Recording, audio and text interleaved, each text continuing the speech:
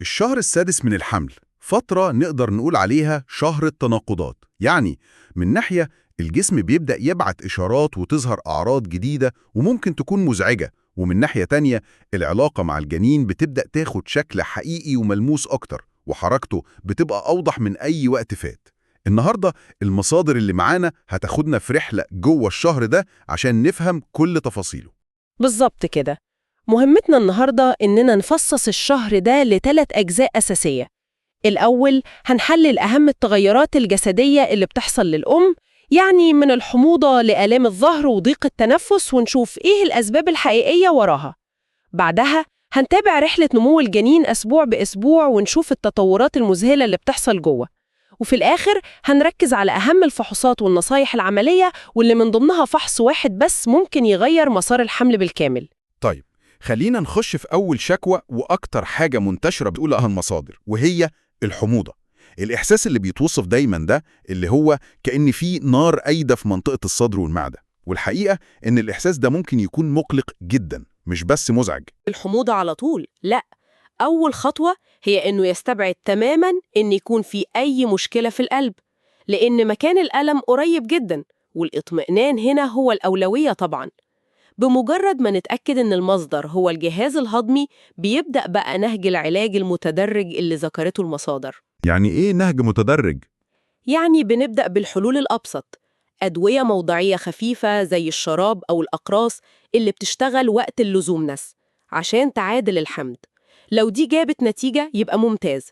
لو الحموضة لسه مستمرة ومؤثرة على جودة الحياة، وقتها ممكن ننتقل لأدوية أقوى شوية، زي اللي بتشتغل على تقليل إفراز الحمض من المعدة نفسها، ودي طبعاً لازم تكون تحت إشراف طبي كامل. ومن الشكوى اللي في الصدر للشكوى اللي في الظهر، آلام الظهر تقريبا علامة مسجلة للمرحلة دي، لكن المثير في المصادر إنها بتوضح إن ألم الظهر ده مش كلمة واحدة، ده عنوان تحته أسباب مختلفة تماما. صحيح، وفهم السبب هو يعتبر نص العلاج. المصادر بتفصص الموضوع ده كويس جدا. أول سبب هرموني بحت، وهو هرمون اسمه الريلاكسين. من اسمه وظيفته إنه يعمل ارتخاء في أربطة الجسم، وخصوصاً في منطقة الحوض، عشان يجهزها للولادة.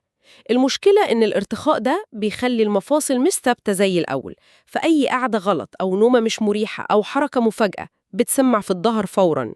ده يفسر ليه أقل مجهود ممكن يسبب وجع. طب وإيه الأسباب التانية؟ السبب التاني هو الشد العضلي، وده غالباً بيكون مرتبط بنقص بعض المعادن والفيتامينات. وهنا بتبان أهمية التغذية السليمة والمكملات الغذائية اللي بيوصفها الطبيب. وفي سبب ثالث مشهور جداً وهو عرق النسا، وده مش شد عضلي، ده ألم عصبي.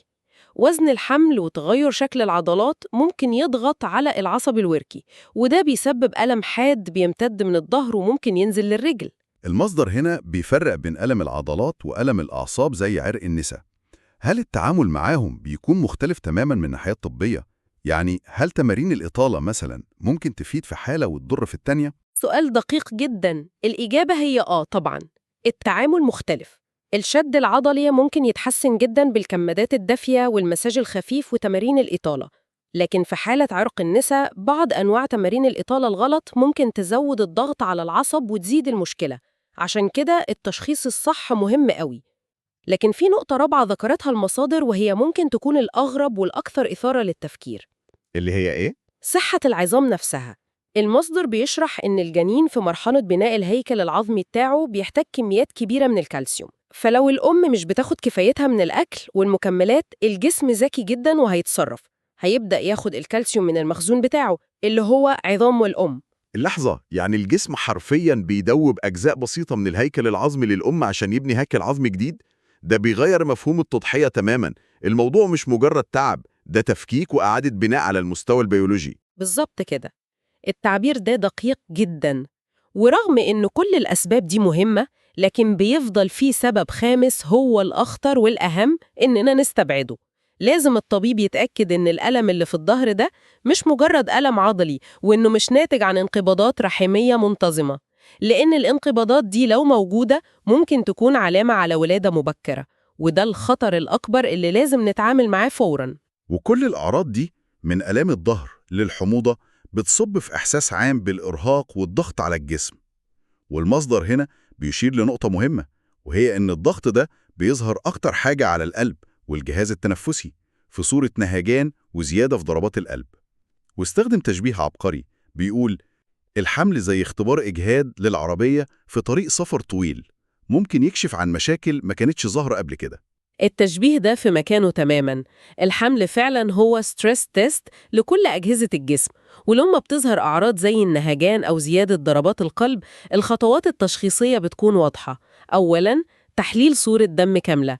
لازم نتأكد من عدم وجود أنيميا لأنها سبب شائع جدا للأعراض دي. القلب بيحاول يضخ أسرع عشان يعوض نقص الأكسجين اللي شايله الدم. طب لو مفيش أنيميا والتحاليل تبان كويسة، هل نطمئن خلاص؟ لا، هنا بتيجي الخطوة الأهم اللي المصادر بتشدد عليها. لازم نفرق بين النهجان اللي بيحصل مع المجهود البسيط، وده طبيعي إلى حد ما، والنهجان اللي بيحصل وقت الراحة. لو النهجان موجود حتى والأم مرتاحة، المصدر بيوصي بضرورة عمل إيكو على القلب. ممكن تكون في مشاكل قلبية بسيطة جدا موجودة طول العمر ومش عاملة أي أعراض، لكن مع ضغط وحجم الدم الزيادة في الحمل بتبدأ تظهر. الإيكو بيطمنا تماما وبيستبعد أي خطورة كامنة. يعني ممكن الحمل يكشف عن مشكلة كانت هتفضل مستخبية لولا اختبار الإجهاد ده. بالظبط. وفي سبب أخير محتمل للأعراض دي، وهو مش عضوي أصلاً، وهو اللي بنسميه نوبات الهلع أو البانيك أتاكس.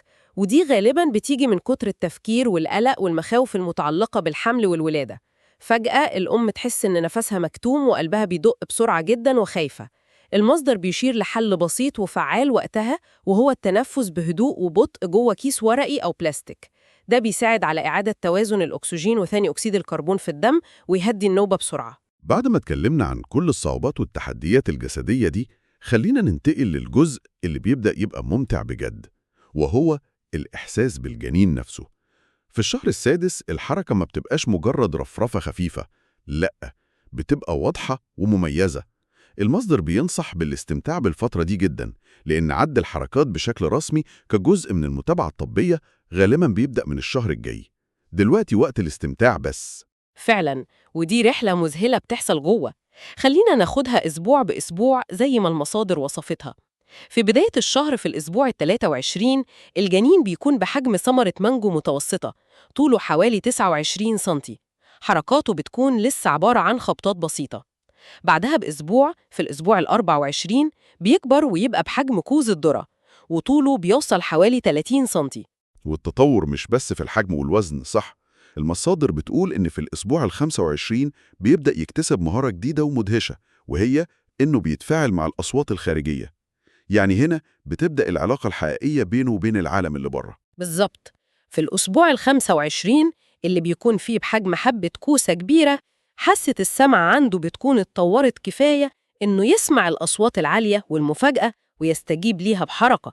وهنا بتحصل حاجة تانية مهمة جدا ليها علاقة بالبيئة اللي هو عايشها، وهي السائل الأمنيوسي. والمصدر بيقدم معلومة ممكن تكون غريبة شوية للبعض، اللي هي إيه؟ إن المصدر الأساسي للسائل ده هو بول الجنين. ممكن المعلومة دي تخض ناس كتير، لكن مهم نفهم إن ده نظام بيئي مغلق ونظيف تماماً. الكلى عند الجنين بتبدأ تشتغل وتفلتر السوائل اللي بيبلعها، وده جزء أساسي من تطوره وتدليب أجهزته. السائل ده معقم تماماً، ووجوده ضروري لحمايته من الخبطات وتنظيم درجة حرارته، والأهم لتطوير الرئتين. فهمت. يعني هو مش مجرد مية حواليه، ده نظام متكامل بيساهم في نموه. تماماً. وبعدها في الأسبوع ال26 بتحصل معجزة صغيرة. الجنين بيفتح عينيه لأول مرة، طوله بيكون وصل حوالي 36 سنتي. والمصدر بينبه لنقطة لطيفة، إن لون العينين في المرحلة دي مش نهائي أبداً. ممكن يتولد بلون ويتغير تماماً لحد ما يوصل لسن 3 سنين، وده بيعتمد على جينات الأب والأم وحتى الأجداد. وأخيراً، في نهاية الشهر السادس الأسبوع ال27، في الأسبوع ال27 بيوصل حجمه لحجم راس كرنبيطة صغيرة. الرئتين بيكونوا اتطوروا جداً، لكنهم لسه مش جاهزين لعملية التنفس في العالم الخارجي. الجلد بتاعه بيكون لسه مجعد شوية، والمصدر بيستخدم تشبيه لطيف جداً وبيقول إنه بيكون شبه جلد الخوخ، وفي انتظار إنه يتملي بالدهون في الأسابيع الجاية عشان ياخد شكله الناعم اللي كلنا عارفينه.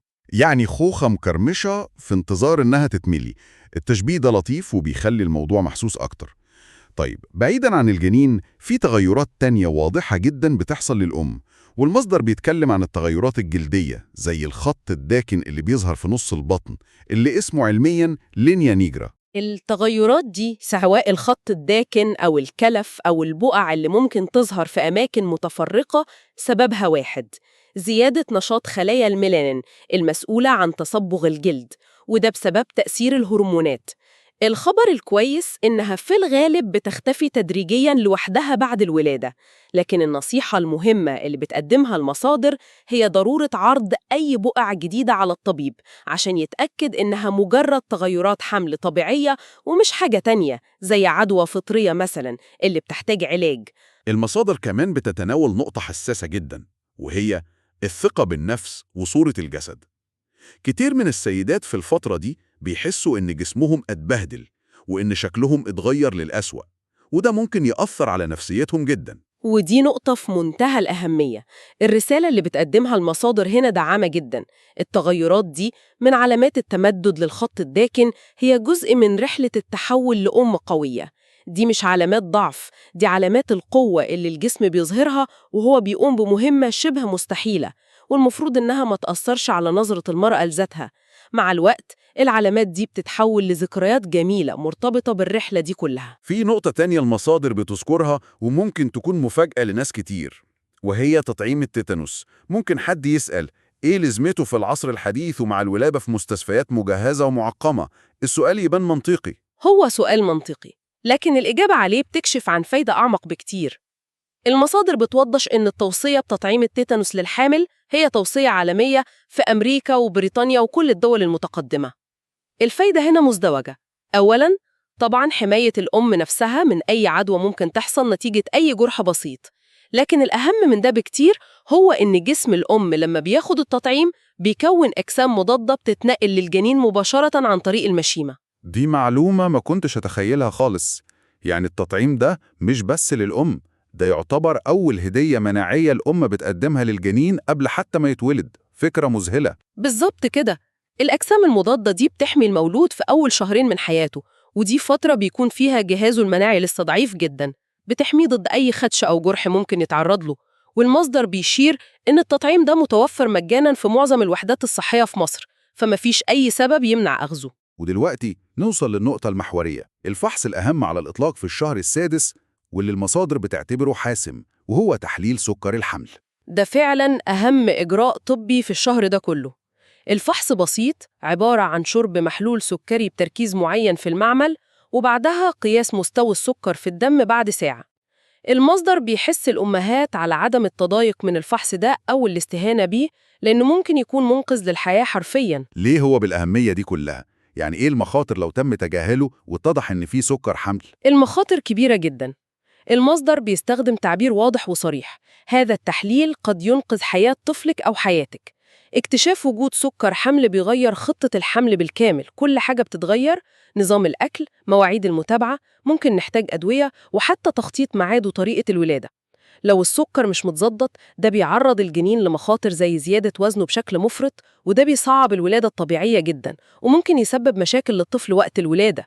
كمان بيعرض الطفل المشاكل في التنفس وهبوط في السكر بعد الولادة مباشرة. والمخاطر دي على الجنين بس؟ لا، وعلى الأم كمان. عدم التحكم في السكر بيخلي التئام أي جرح سواء طبيعي أو قيصري صعب جدا، وبيزود فرصة حدوث عدوى. ده غير إنه بيزود مخاطر ارتفاع ضغط الدم وتسمم الحمل. عشان كده التحليل ده مش رفاهية، ده حجر الزاوية اللي بنبني عليه خطة متابعة آمنة لباقي الحمل. إذن لو حبينا نلخص الشهر السادس ده، نقدر نقول إنه شهر الموازنة بين التعامل مع أعراض جسدية جديدة ومحاولة فهمها، وبين مراقبة النمو السريع والمذهل للجنين اللي بدأ يتفاعل مع العالم الخارجي لأول مرة. تلخيص دقيق جدا. ولو هنختار أهم إجراء لازم يتم في الفترة دي، هيكون بدون تردد إجراء فحص سكر الحمل.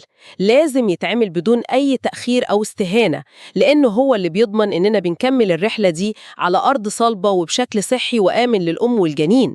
تجربة الحمل فريدة جدا، وكل شخص بيمر بيها بشكل مختلف، ويسعدنا دايما نسمع عن تجارب مختلفة في التعليقات، لأن مشاركة الخبرات دي بتفيد ناس تانية كتير. وقبل ما نختم، المصادر أشارت لنقطة أخيرة تستحق التأمل، الشهر السادس هو غالباً الفترة اللي بيبدأ فيها التفكير الجدي في اسم المولود وشراء أول قطعة ملابس أو تجهيز ركن له في البيت. الفكرة اللي تستحق التأمل هي إزاي القرارات العملية الصغيرة دي، اختيار اسم، تجهيز مكان، بتحول فكرة الأبوة والأمومة من مفهوم مجرد وعاطفي إلى حقيقة واقعية وملموسة بتقرب مننا يوم بعد يوم. لو النقاش ده عجبكم، ما تنسوش تعملوا لايك وتشتركوا في القناة وتفعلوا الجرس عشان يوصلكم كل جديد.